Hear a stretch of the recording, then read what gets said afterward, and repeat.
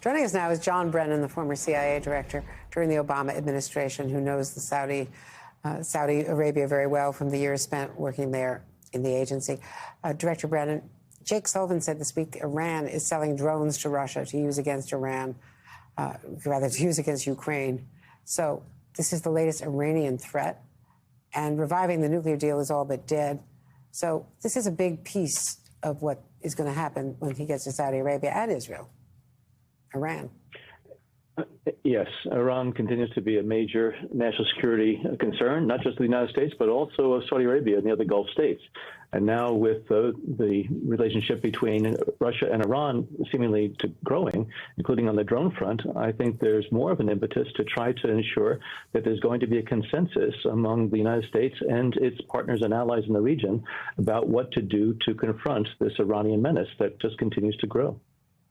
Does Israel's concern about Iran, especially with no brakes now on the nuclear program being developed, and the Saudi concerns, does that bode well for at least bringing Israel and Saudi Arabia closer together? They've been working, covertly for quite some time, but Israel has been extraordinarily successful in taking out, Iranian scientists, nuclear scientists, leading, we believe, to the firing of Iran's longstanding intelligence chief recently.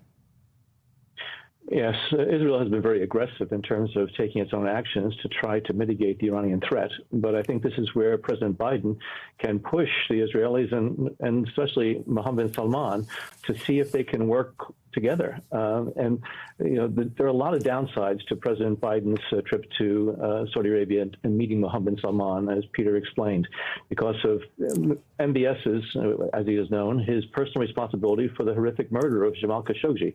But this is where I think President Biden has to extract from Saudi Arabia and from MBS some tangible means that's going to advance the interests of the United States in the region, as well as just regional stability. And that not only includes increase of oil production, but also whether or not there's going to be movement toward a relationship between Israel and Saudi Arabia, that the Saudis will become part of the movement toward diplomatic relations with Israel, and whether or not there's going to be some meeting among Saudi and Israeli diplomats or businessmen or something else. I do think this is something that President Biden should push in the meeting with King Salman and MBS. One of the main reasons why the Saudis have been so angry at Joe Biden. First, Donald Trump went overboard favoring the Saudis. But let me just play what happened in 2019. This was the moment with President Biden on the campaign, and I was asking the question. Mr. Vice President, the CIA has concluded that the leader of Saudi Arabia directed the murder of U.S.-based journalist Jamal Khashoggi. The State Department also says the Saudi government is responsible for executing nonviolent offenders and for torture. President Trump has not punished senior Saudi leaders. Would you? Yes, and I said it at the time. Khashoggi was, in fact, murdered and dismembered, and I believe in the order of the Crown Prince. And I would make it very clear, we were not going to, in fact, sell more weapons to them. We were going to, in fact, make them pay the price and make them, in fact, the pariah that they are. There's very little social redeeming value in the present government in Saudi Arabia.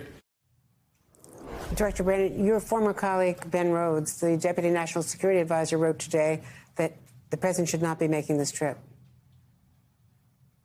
Well, Andrea, if I was still in government, I would not have supported a visit to Saudi Arabia if it involved a meeting with Mohammed Salman because of his very awful human rights record, not just with Khashoggi, but with others, holding hostage the children of a former senior Saudi official, Saleh Jabri, because he is a very petulant individual who is a real narcissist and is trying to exert his influence, not just in terms of his political power, but also suppressing any type of political voices in Saudi Arabia. And so therefore, I think President Biden really does not like the idea that he's going to be meeting with MBS, but presidents are elected to make tough decisions.